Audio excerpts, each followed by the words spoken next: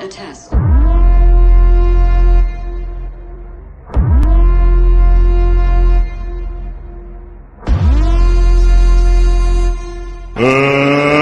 Let's get ready to rumble! He holding a rock, told it a block, go your fire to my town. They said the game will mold ya. From a rookie to a veteran, with me I'm not settling. Perfection gets me crowned in the ground. Stuff's a crumble, you can have it until you lose it. Established and proven, unions a movement. AIDS on the beat, got swords on the thoughts. Wind beneath my wings, raise hell with these boys. Collision course when I spore, and now I'm going off. And if your boys run your mouth, I'm like Vic and all your dog. Cold pilot on this ride, where we're going tomorrow. We are here at a special time. It is Wednesday morning. Grab your cup of coffee. Get the day started. Say some prayers. Take your vitamins. Whatever it is you do.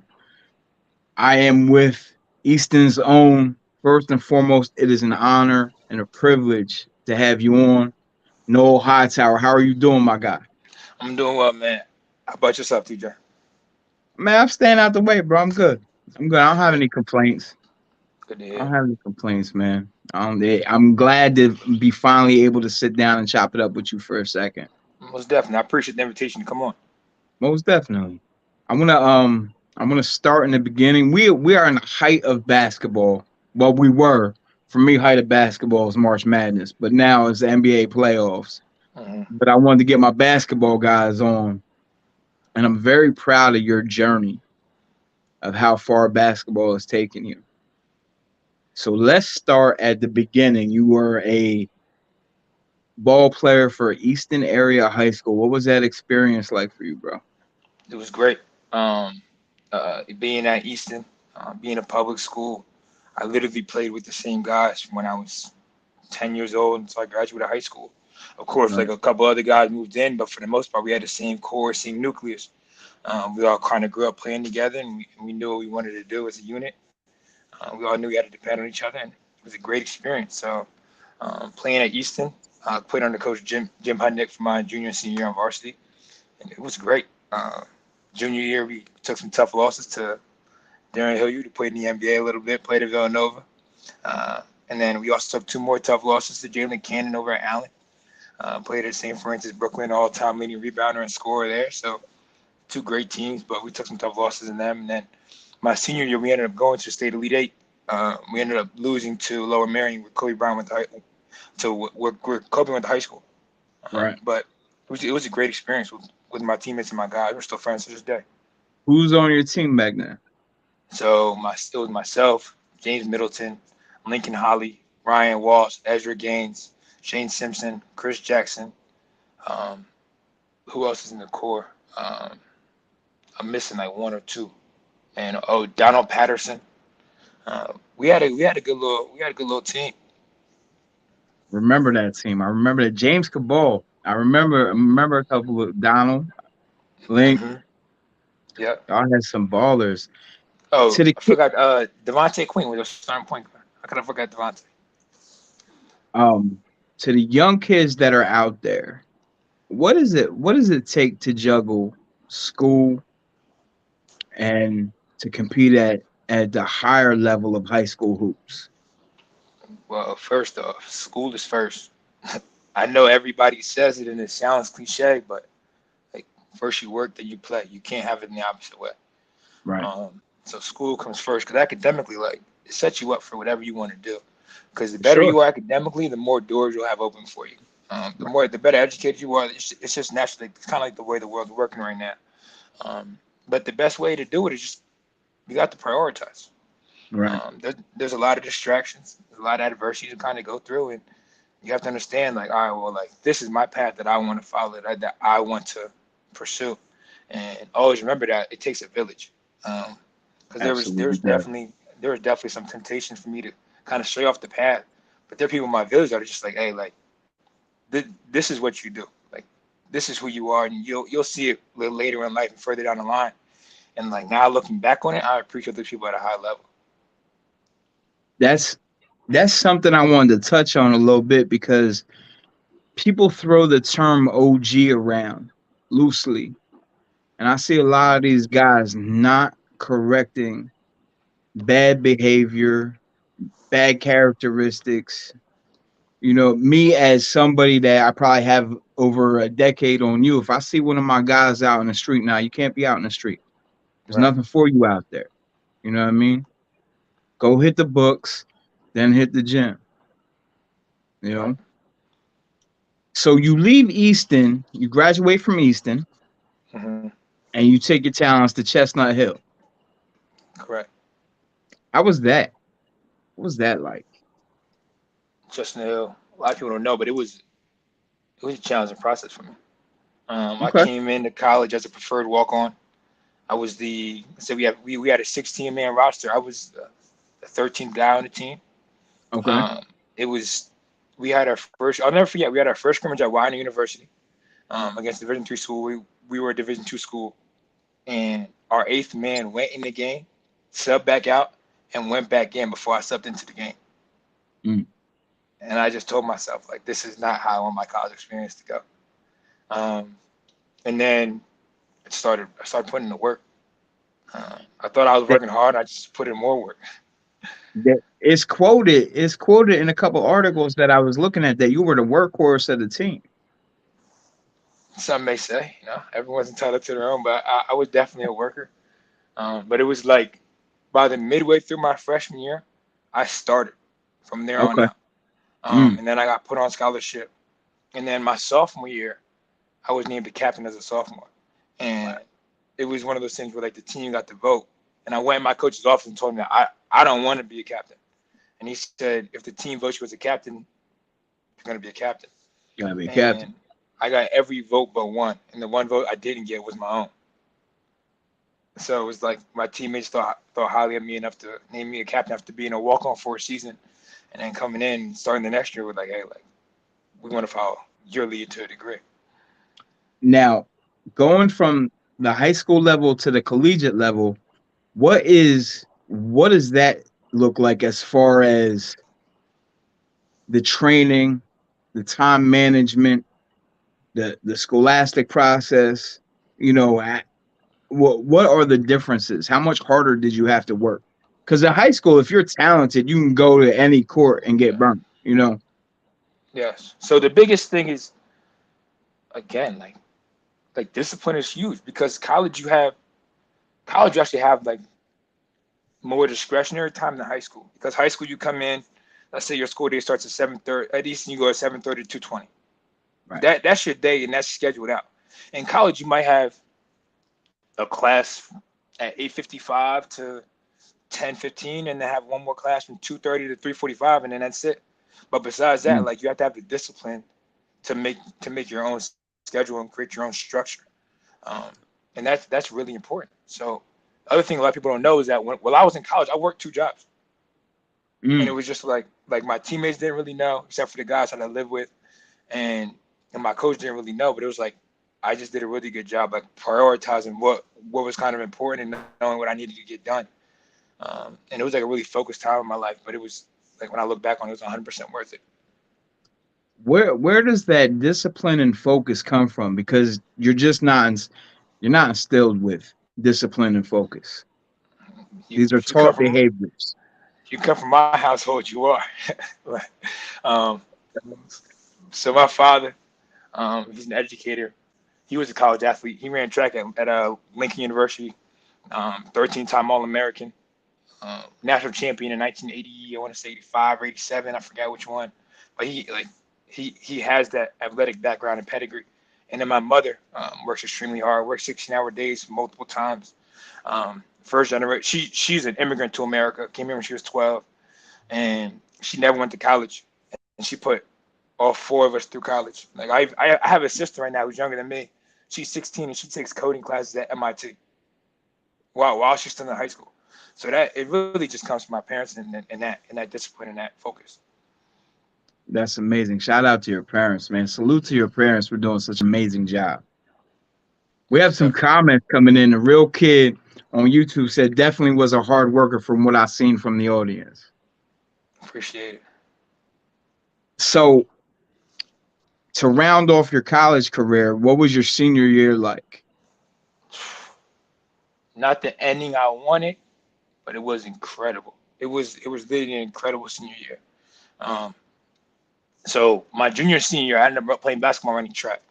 Um, Hmm. my senior year, I got hurt. So let's go basketball first. Um, we had a major piece for our team. His name was Luke Dixon. Um, I think he broke his finger and he couldn't play for like the last 4 games. We needed all 4 of those games to go to the playoffs. We got hot, won all 4. Um, and then we ended up going to the playoffs, losing in the quarterfinals. Hmm. Um, but it was like those unit of guys that I played with that year, like those are really my brothers. And Right. then track wise, had a great experience track and field wise. My junior year, I won a league in the 100 hurdles and the 400 hurdles. And then my senior year, I came back and got hurt. But before I got hurt, I set the school record again in the 100 hurdles and the 400 hurdles. And then off the court, it was incredible. So I won team. I was voted team MVP for men's basketball. Um, in the athletic department, I won the athletic directors award. And then for the school, I won the president's leadership award at Chestnut College overall. So winning those awards were a huge honor. It was great. I got to share that experience with my father, who was there when I was awarded the awards too. So it was almost like a storybook. I love that, bro. I love that. So, what happens when the ball stops dribbling? Ball stops bouncing.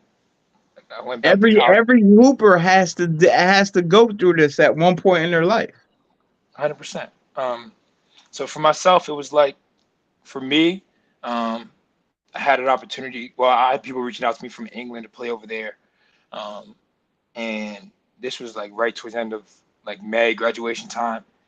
Right. And the biggest thing for me was like I kind of wanted to keep playing, but it was like okay, well, like do I want to transition going to the next step of my life? And if the right opportunity presented itself, I was going to just proceed and go with the next step of my life and start professionally. And an opportunity at Lehigh came about. Um, and it was something I couldn't pass up. I never thought I'd be in Division One athletics. Right. I used to work the youth camps in the summertime, but that was just like for some pocket money and to work out with the best guys in the area. Yeah. With them being a Division One school, I did it there and I did it at Lafayette, but I never thought it would parlay into something more. Mm. And then I got the opportunity at Lehigh and just ran with it. So, what opportunity presented itself at Lehigh? So I was presented to be the director of basketball operations, the director of basketball operations, and take graduate classes to get my master's in educational leadership. Mm. Um, so I was the director of basketball operations for a year. Um, did well in that role. Had a great relationship with the players and the administration and the team and the coaching staff. Coach Brett Reed believed in me again. He promoted me to a full time assistant. At that time, I was only 23, and I was the youngest active full time assistant coach in Division One basketball. That's And great. it was almost like surreal when I'd go out on the road to go out recruiting. I'd be in the elevator going to the games, and people would ask me like, "Hey, like, what time do you play?" And I'm like, "I'm not playing today. I'm Right. actually out here coaching and recruiting." And they'd be in shock. And having that opportunity at Lehigh was great. Like, I learned so much. Uh, I had great mentorship. In our coaching staff, I had great mentorship. Starting with Coach Reed, our head coach, Anthony White was an assistant when I got there. Harry Moore was an assistant when I got there, and Austin Roller was an assistant when I got there. And their mentorship was phenomenal through my time there. And then there were other people around Lehigh's campus who I still keep in contact to this day. Um, I had lunch with Dr. Odie. I had lunch with Donald Roberts, who work on the administrative side of campus. I have lunch with Rick Hall and Dr. Outing this week as well, who work on the administrative side of campus. Just great people, kind of looked out for me and gave me additional guidance in that realm because my first time being there. Right. Um, and by the time I was done with Lehigh, I finished Lehigh. I finished at Lehigh in 5 years between coaching and my degree. And I finished at Lehigh with phenomenal coaching experience, recruiting experience, game playing experience. Coach Reed really just let me grow and expand. And some things worked, some things didn't work, but he always believed in me. I always felt that confidence from him. And then I ended up getting my master's degree in educational leadership from, say, a top 50 school in the country, which is like something I'll always have and just have it in the back pocket if I want to transition to something different. Which is absolutely amazing. Before we go any further, I want to say shout outs to my guy, Harry Moore. We had a great conversation about you the other. Harry's the most genuine, kind-hearted person you will ever meet in your life. Yeah, he's He's incredible. He's a 5-star kind of guy. I honestly like. I Sure. couldn't. He always does right by everyone he comes in contact with, and everyone says great things about him. And another funny thing about Harry is that when people talk about him, everyone always says Harry Moore. They always say his first and last name. I've, you- I've never. It's funny that you say that. I've never heard anybody just call him Harry. Period. You know what I Nah, mean? it's always Harry Moore. But he's a great person, phenomenal family as Absolutely. well. Absolutely. So at that point, you're ending out your career with Lehigh. How does I see you wearing the Pacers shirt? Yeah. Yes, sir. Yes, sir. So Yes, sir. how does this transition take place? So it kind of happened late and it happened quickly. Mhm. So it was literally like they say it's almost like a who you know world. And that's kind of what happened to me. I must have bumped shoulder with the right person, and they thought highly of me. For And sure. then they actually gave me a call and they said, "Hey, I'm connected with the Indiana Pacers. They're looking for a young guy who can still get on the floor in an assistant player development role, who really knows the game. Would you be interested?" And I was like, "Man, listen, like I've always dreamt of being in Division I basketball. I got to Lehigh and I made it there. Bang. It's a great goal of mine. I've always dreamt about being in the NBA in any capacity. And like, this was the opportunity. And I said, I'm most definitely interested. It was extremely difficult to leave Lehigh. One, it's home. Lehigh is 15 minutes from the house I grew up in. It's home and Right. it's great and it's comfortable and I love it here. And I didn't leave for any negative reasons. I just left for a great opportunity. And it was extremely tough for me to leave my players. Um, but those guys were the most happy for me. They were literally the happy people for me when I told them that I was transitioning. And to this day, I still speak to them. Like whenever I come back home, we either grab lunch, we grab dinner, or grab breakfast. And as long as we're not in class or doing something else, like 12 or 15 of them actually show up. So it's great. So what is your role for the Indiana Pacers entail? So I'm in my so I'm an assistant for on-court player development. So it's a pretty broad role, I would say. But I do some video stuff between like breaking down great games and grading our defensive film. Right now, I'm working on some pre-draft videos for our front office guys and our scouts. And then on the court, you name it, I've done it. Passing, rebounding, putting guys through workouts, um, playing one-on-one, playing 3-on-3, playing 5-on-5, being on scout team. Um, this year I was on scout team. I got to be Giannis, my favorite player when I was growing up. You know what I mean? Like we, I've literally have done almost every role on the floor. Like I've wiped up sweat. I've had an extra ball on the side. Uh, I've done everything, and it's just like you just do it with humility. And it's like no Absolutely. matter what the job is, like you do it to the best of your abilities, because you can't get the job you want without doing the current role that you're currently doing at a very high level. Um, Right. somebody once told me his name's Edward Taylor. I coach his son over at Lehigh, and his son's name's Evan. He said pie, and I was like, "What's pie?" He's like, "Perform at the job you're in, influence. You have to have influence where you're at, and you need exposure. P, people need to know what you're doing well. So PIE, and it's just something he told me that always stuck with me. I might have to use that. I'm not gonna lie. I might have to use that. Yeah. Not gonna lie. So I got some lists for you that I'm gonna need some answers to. Okay. We're not there yet though. Who is the best player you've seen or practiced with or trained with on the pro level? Practice and train with. That's a tough question. Um, I would say this year for myself personally, the hardest guy I had to guard. It's pretty close. It's between Karis LeVert and Hmm. Malcolm Brogdon, excluding the bigs. The bigs for me are impossible to guard. I can't. Like Miles Turner's incredible, Isaiah Right. Jackson's incredible, Goga Bitadze is incredible, Terry Taylor's incredible. The bigs are in a class of their own. I don't count them. But in terms of like the guards and the wing play, the toughest guys I had to guard this year, probably probably Malcolm Brogdon. I played with Malcolm. So Malcolm was rehabbing his Achilles the last, let's say, 6 weeks of the season. So he wasn't playing in games, but it was like he was still playing 3-on-3 every day with us. Right. And he's incredible. He can shoot it. He's strong. He's physical. He can drive it. He can defend. He kind of can do it all. One guy that's not on the playing roster, who's an extremely good player to this day, is Gennaro Pargo. Hell of a player. Um, Gennaro was a guard, played in the league, bounced around a little bit. I think he played over 10 years in the NBA. He played with the Pelicans, played with the Hornets, played with the Lakers, played with the Bulls, played with the Raptors. But he's one of our player development guys, and he could still play. Mm. He could still go. Hannah Wallace just commented from YouTube. She said, "Pi applies to all professions. That is good advice." Yes, it absolutely is. Like I said, man, it's a full-time Jack move. I can't wait to use it. Good. So you got some other things that I found super interesting. First and foremost, you coming home from me to do a camp this weekend in Phillipsburg, right?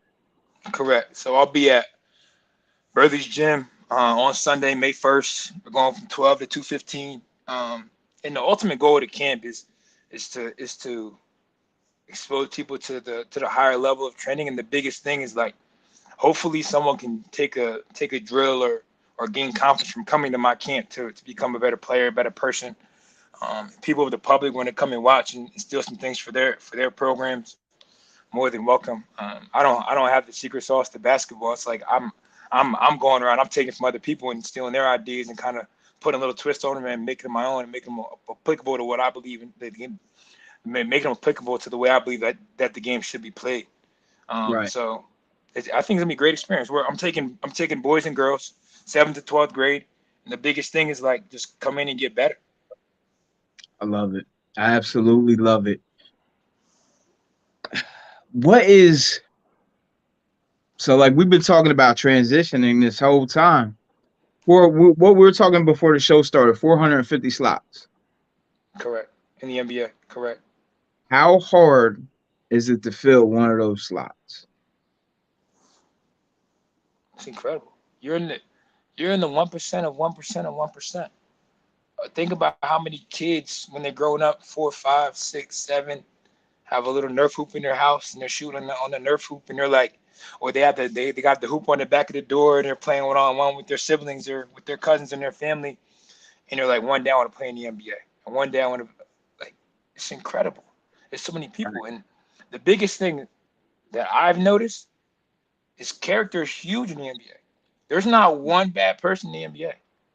There's not what I'm there. Like, you know what I mean? Like, there are other ways to get the information in the media outlets, but with me being there live and watching it and having it day to day, there's not one bad person. They're all great people, from the front office to the coaching staff we have with the Indiana Pacers and to the players. Like, everyone is a very good person. Love it. Absolutely love it. So you're working on your dual citizenship. Correct. Explain for those listeners. So this is one thing I've always wanted to do. My mother's from Dominican Republic, like I mentioned earlier. Moved to America when she was 12. And when I went to probably like college, I wanted to get it. Probably about 10 years ago, I really wanted to get it. And it was just like I didn't know anything about the process. And then it just took more time to, like, research and learn more about the process. And then as I've gotten older, my family's gone back to Dominican Republic more frequently. And I'm like, man, like, I really want to get my dual citizenship. So then my mother was actually in Dominican Republic, where I have a ton of family. I have over 60 cousins over there as well. My mother was over there and she was visiting, and I called her. It was right around Christmas time. I called her. I said, Mom, I'm going to get my dual citizenship. Like, ask somebody there how I can get it done. And she talked to somebody. They talked her through the process, and I can get it done here in New York City. It's like an hour from Easton. And as soon as I heard that, I had a break in my schedule with the Pacers, and I flew home right away at the end of January. Started the process, and I should have that process wrapped up in the next couple of days. I should have my dual citizenship in the next couple of days. And the biggest thing was just, like, just having pride in where I'm from. Like, I have pride in Easton. I have pride in being Dominican. I have pride in being Black. Just having pride in where I'm from. And the other thing is if I don't get it, my children can't get it. Right. So then it would stop at me. And I'm like, that's not fair to them. And it's to the point where my mother's gone back so much where like she now has property in the Dominican Republic. And to do business over there, you have to be a citizen as well. So having it, it just opens more doors, and it's just like having pride in kind of where you're from. Love that. You said I'm not going to read it out loud, but you said Always stay away. you have a children's book coming out. Yes, sir. Yes, sir. What So inspired you to write a children's book? So it was probably about 3 years ago. I got the initial idea, and like I wrote a little bit, and then I just kind of scribbled it out, scratched it out, and I was just like, man, like just thinking, like I want to do something more, but I wasn't sure what it was. So then the one day I'm actually playing with my head coach's son at Lehigh. We're just playing, shooting around, and I was like, I'm playing him a horse, and it was myself, him, and our ops at the time, Greg Tarker. We're just shooting around playing horse, and I won a couple times, and a little friendly banter, you know. I said, shame, shame, shame, you could have won the game, and then he said it, and I was like, man, that's kind of catchy, and I was like, okay, well, let me put this in the. I was like, all right. Then I just kept it, and then I told Greg, I said, Greg, I'm gonna write a children's book. I was like, I'm gonna call it Shame, Shame, Shame, you could have won the game, and I'm gonna base it on basketball and teamwork. He said, bro, do it. So then this year, I literally told myself at the start of this year, whatever ideas I have in my head, I'm going to try and create. Like I'm not gonna just write them down and look like, if I have an idea in my head, I think it's a good idea, I'm gonna try and create it. So I'm currently in the process of finishing up the book, kind of putting the finishing touches on it. I think I'm gonna drop the book roughly right around July 1st. July 1st probably the drop date. It'll be on Amazon. The title of the book is called Shame, Shame, Shame. We could have won the game, and it's about basketball and teamwork. But I just think it was just something different, and it was just like, it was just an idea I had in my head. I thought it was a great idea, so I just tried to create it. I love that, bro. That's amazing. I love your whole story, bro. And again, thank you for coming on. Yvette, if I'm saying I hope I'm saying your name right. Jackman says she's so proud of you. That's my aunt. Hey, Aunt Yvette. Okay. Well, all the pleasantries are beside us at this point in the show. Mm-hmm. I need your top 5 from our area. Your top 5 ballers. Right now? We could go past. We could do 2 top 5s. We can go past them. We could go right now. Right now, I have to put. Who? No order. They're all my guys. No order. They're all my guys. Here we go with that. No order, because they can all hoop. Top of the list in the area. Who's here right now? Mm-hmm. Gotta go with no order. Horace Jenkins. Oh, whoa. Horace Jenkins, NBA champion. Shout out to my guy June. He's got a lot in his bag, and he knows how to play the game the right way. Horace Jenkins. It's my nephew's AAU coach right now. Oh yes, he did just start the AAU program. Yes. My nephew's next up. Just Matt, so you know. From Peaburg. Yes. He can play. I coached Matt when he was younger at Easton basketball camp. Matt has game. I co-signed Matt. He's a sophomore now. He'll be a sophomore in the fall. He'll be a sophomore in the fall. Matt has game. So shout out to Matt, man. I watched him when he was younger. Shout out to Matt Skirbo Jr. Shout out to his father and mother as well. For sure. You know. So we have enough Jenkins. For the pleasantries. Horace Jenkins. All right. We got Horace Jenkins. Oh, Terrence Roderick. There's not much more to say. If you watch him play, you kind of know who he is. You know what he does. Terrence Roderick is the only guy in my entire life, who's ever given me 40. The only guy. I gave him 32 back.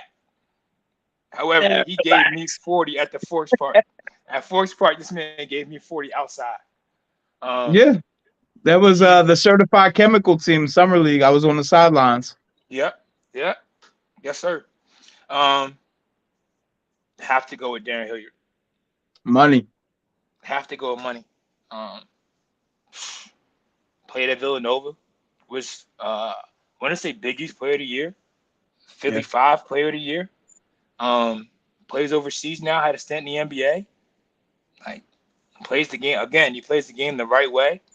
Mm-hmm. Have to go with him, and I have to definitely go with my guy Muhammad Ali Abdul Rahman at Central. Another Played at one. Michigan. Played in the Final Michigan. Four. Also Mm-hmm. has NBA ties. Played in the NBA. I believe he was a Right. G League All Star. Yeah. He's having a heck of a career right now overseas. Um, and I say my fifth, man, that's tough. My fifth, gotta go with Tyrese Martin. That that kid is gonna be. Listen, he's a workhorse too. He's very good. His progression of growth has been incredible every year. He's He had had a a great showing too his so senior year. people don't know he was just down at Portsmouth Invitational, Yeah, which is essentially like the senior All Star game, and he played very well. He showed out. he had a great He showed showing out. out there. A great showing. Showed his ability. A big thing right now in the NBA is guys who can go 3 and D, shoot the 3-point shot, and be a really good defender, guard multiple positions. He showed he could do that. So I'm really excited to see kind of what's next for him. But he's had a great career. He had a great career at Allen, a great career at UConn, and I think he has a shot to possibly be in the league. And I think he's about all the right stuff. That's Who? my five. I know. I know. I Just some probably players. missed a couple, but that's my five. I'm sure I'm gonna hear about it Likewise. every time we do the list. I hear about it. Who Likewise. who's your top five in the NBA? Wow. That's a tough list. Honestly, I got to go back to my last list because this man has won in everything I've ever seen him do, and it's Darnell Braswell. I have to add Darnell to my. If I were to Neezy take is the anybody, truth, if I had to respectfully. take anybody out of my list, it might be Tyrese, but Darnell Now you Braswell. can get six. You can get one coming off the bench. Oh, okay. He's Darnell Braswell, All American at the sales. Every tournament I've seen him play in, no matter what level it is, pro am, summer league, youth league, he wins. And he gets Sure. the job done. He's efficient. Darnell Braswell. I'm adding him in there. Top Five in the five in the NBA. NBA. Mm-hmm. In the NBA. Oh, Of all tough time, not list. right now. Oh, all time. Yeah. LeBron James, Michael Jordan. Um, starts getting sticky. I would say, man, it does get sticky. These debates happen all the time. LeBron, Mike, I say Magic, I say Wilt. I think you need a big. I say Wilt. Um, my fifth guy, man, it's tough to say. Um, you got KD, you got Isaiah Thomas, you got Charles Barkley, you have Olajuwon. It's just so many players, and the league is continuously getting better. I think it's my fifth. I'll probably go Steph Curry. He did I'm help not. change the game. I'm not mad at that. He did help change the game. We What is got a your five? comment. What is my? Hold on a second, John. I'm gonna get to your comment in 1 second. My five. Shaq in his prime. Okay.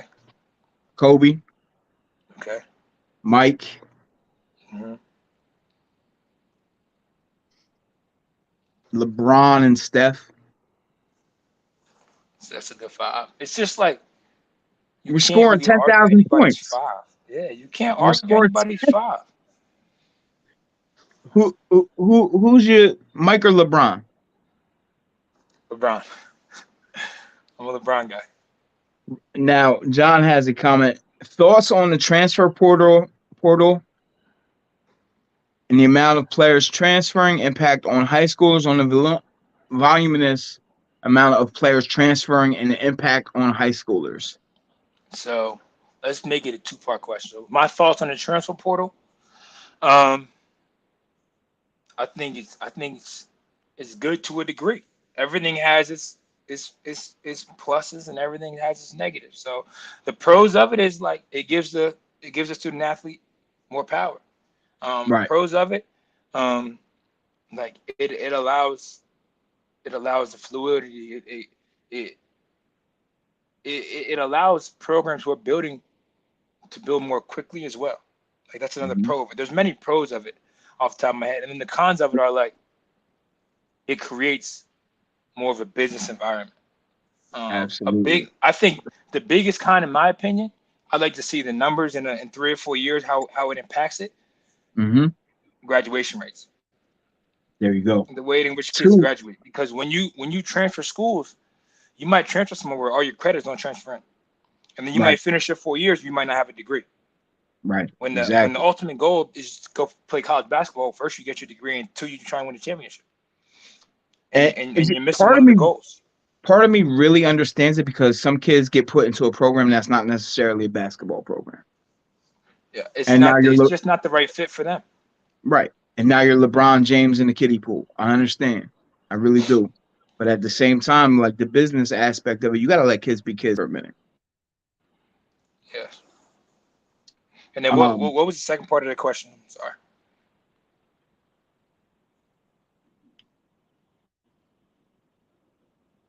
Impact on the high schoolers. The The amount of impact on players the high transferring. schoolers. So I think I should just give advice to it.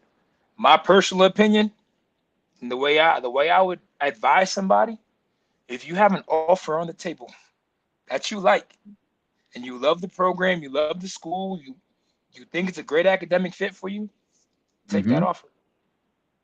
Because Yeah. once it gets later, you're no longer competing against just high school kids. Now you're competing against Right. high school kids and everyone that's in the transfer portal. Right now, there's 1,500 Absolutely. kids in the transfer portal. But if you had a school that you loved, but you wanted to get something bigger or something better, like, go to the right fit for you, Yeah. and For find your sure. right fit. So it makes it more of a critical process, and it also enhances competition when you get to college. Because when you come in as a freshman, there might be a transfer who came in as a junior, Right. and you guys are fighting for the same exact spot. So you have to be ready to Exactly. come in and compete from day one, even at even higher level than it was before. My my brother Alan just chimed in and said, "Great show, guys. Great to get to know you, Noel. Welcome back, TJ." Thank you, I appreciate it. Big issue during live period. Players go to prom or they play in the live tournament. Yeah, that's facts too. I don't. To me, I don't think it's a big issue. Um, I, Well, I mean, priorities. I would It I would send them to prom. right. I would send them. Priorities In my as a opinion, parent. As a parent, that's why I said your kid has to be a kid for a minute. 100%. I would send them to prom. I remember um, the young fella Mikey Williams, he's top 25 player in the country, and he tweeted out where he's like, I'm not going to prom. I'll be in the gym." And Dwayne Wade comments back and says, "Go to prom." Right. Like that's the highest level. To me, I would send my kid to prom. Absolutely. So like let's say Go prom's on experience. Saturday night, Have that experience. 100%. Let's say prom's on Saturday night. The twin is Friday, Saturday, Sunday. Hmm. You go to prom on Saturday, you come back, you play Sunday, and before Yeah, you leave, you play on Friday. You have prom on Saturday. It's not, to me, it's that simple, but everybody views it differently. for sure. For sure. Um, what's in and this is the last question before we wrap it up. I need to know real fast. Chad with Stack, shout out to my brother. Miss you. What's in your playlist? In terms of music, Yeah. oh, here we go. Mm-hmm. Because we got a list for this So, too. so I put big Drake guy, heavy on the Drake. So I always say like, now I'm so like if I can only have, I say I can only have 5 artists on my phone right now. Mm-hmm. or group or groups of music or like or bands X, Y, and Z, I would say definitely Drake. Mm-hmm. Drake is flooded on my playlist. Definitely Jay Z. Big Jay Z fan. Mm-hmm. Um, and then change of pace, different kind of artist. I like Lil Uzi. Mm-hmm. Um, and then like my fourth one, I always like to have like a female vocalist. And that'd probably be Alicia Keys. I'm not Big mad at Alicia it. Keys fan. I'm not And then mad at it. um, my fifth one, just old school guy. I grew up on. I'm going Marvin Gaye. Mm. I love that. I love that. Man, listen, Noel, my guy, as always, it's been a Oh, pleasure. for sure. I got some questions for you though. We're gonna get let's get to it then. I got some Let's get questions for you to it. though. I mean, you can't have me on and have it all one sided. Zip, we was about to get in and out of here quick, fast, and in a hurry. So my first question is like, what what is your ultimate goal with these podcasts that you're doing? I just two things. So a lot of my podcasts are recovery based in the addiction community. Mhm. I want to shed light on the addiction community and try to stop the stigma of addiction. Provide people with some knowledge on uh what people are dealing with, that there's help out there, and everybody's not just a junkie on the corner. Right. Like I could say right now that I'm in recovery. I've been in recovery for 13 years, but I also have a career. Also was also awarded the key to my city where I grew up in. Like change is possible. And so I always want to bring that to the forefront. And secondly, like I've had Horace on, I've had Harry on. I want to give my guys that do amazing things and that are amazing people their flowers, you know? Hmm.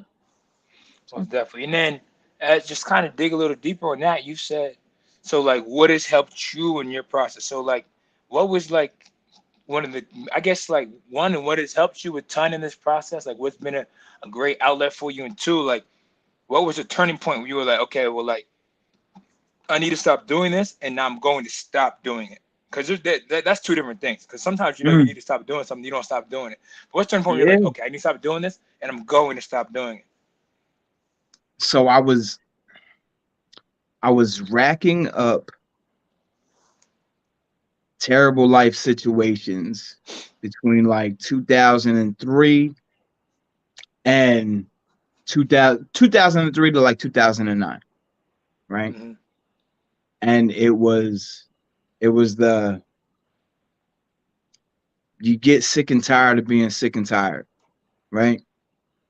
And I never at that point in my life, like it's not that I didn't have spiritual relationship with a higher power, with God, but it was I was mad, I was angry, like how could you do this to me?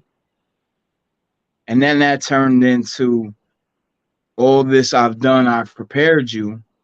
And then it was a moment, it was an ultimatum moment where it was either get my life together or be alone for the rest of my life and die a miserable death, and I was afforded the opportunity, a second chance at life. And Muhammad Ali said, you can't, don't count time, make time count. Right. Hmm. And so now, like everything that I do, if I'm not helping, trying to provide, protect, I'm trying to just, I drop the ball every day, Noel, but it's about picking it up and doing better the next day. Right. You know, Right. And as you tough asked me question. What's the very, tough question? very, you said we get direct to it. You put me on the spot a little bit. So I have to ask you. You have me Hmm. making these lists, these top five lists. Hmm. Who are your top five favorite guests on your show thus far? Yeah, because I have to hear about the basketball list in the Valley, and some people probably give me some heat for my top five NBA list, my music list. Who are the top five favorite guests in your show so far? That's, you know what? Out of all the questions I've ever been asked, that's tough. Number one, I'm glad. I'm glad. That's tough. That's a hard question. Take your time, think about it. Top Man. 5. So Christina Wilson from Hell's Kitchen. Yep. Okay. She won Hell's Kitchen, and now she's like top tier in Vegas. She's doing her thing, and I couldn't be more proud of her. It's number one, easy. Number two is probably my older cousin Eddie Tarpey, who's a ball player out of Phillipsburg. Probably one of the best offensive ball players I've ever seen in my life. Yep. But bigger than that, he showed me unconditional love when I was having a hard time loving myself. Awesome. Man, I got Horace Jenkins was up there because me and Horace. Is this in order? Is this in order? No, I can't give you would give me numbers 1, 2, 3. I was hey, is this the order? I don't know, man. I don't know. It's tough. Horace is definitely up there because me and Horace, we met like 15 years ago, and he was at Forks, but we met on some it was more of a music type thing. And we just been A1 since then. Horace was a fun guest. Oh man. I've had over 100 shows, so you asking me to wean it down to 5 guests.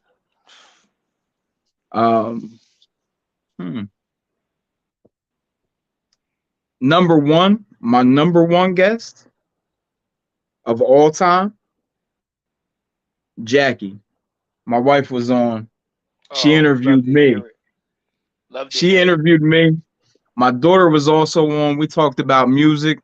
Those are my top 2, no question. But I also want to say too, everybody's not a great guest. I've had some bombs, bro. I'm being 100% honest with you right now. I appreciate the transparency. Everybody's not a great guest. Everybody doesn't have a gift to gab, and everybody can't just talk. Right. You know what I mean? Like you know how to articulate your answers. You know how to speak well in public. Harry Moore was a great guest. You know what I mean? Easy. I'll tell you like this, fam. Like this. Some of my interviews did not make it to the showroom floor. Wow. You know what I mean? Yes, sir. And it's also, what do I represent? If I'm representing faith, family, recovery, God, what's my primary purpose? 100%. Me and my brother come on, Alan, he runs Around the Turnbuckle also on this channel, and me and him get together and have hilarious conversations. You know what I mean? Yep. So I could say my family is in my top 3. My family's my top 3 for sure. Awesome. Put me in seat. You should. And then it's kind of, I guess, my last. It's not really a question, but to give yourself a shout out on social media real quick on where to follow you, where to find you. All my shows, my brother's shows. He also does a sports show. Can be found on 2M1L Media on YouTube. Awesome. And everything else, if you type in TJ Spitter on anything, I come up. Instagram, awesome. Twitter, Facebook. You know what I mean? Yes, sir. Much appreciated, my guy. Real fast, before we go, I want to shout out Chuck Rockmore and Michael Pena, who are this summer in June are having the Average Joe basketball tournament. When we're done with the show, I'm going to post a flyer. I need some teams from Jersey to come out and represent. Also, everyone go buy Noel's book. When it drops, we can make it a New York Times bestseller. Thank you kindly. I appreciate the love. I can't, Harry Moore, great guest. Yeah. Great guest. Great human being. My God. See, now my brain's going now of all the guests that I've had. I'm I'm glad. It's always good to reflect on the good times. Absolutely, absolutely, my brother. Listen, thank you so much. Like I said, I'm humbled. It was a blessing. It was a great conversation. For sure. I'm honored to be on the show. Um, Absolutely. really thank you for having me. Uh, never Sure. anything for me, phone call away. Absolutely, my guy. To all those that just tuned in, tune in again tonight at 8 o'clock. I got another show with another special guest. Noel, we signing off, man. Thank you very much. Blessings, sir. Thank you. You as well.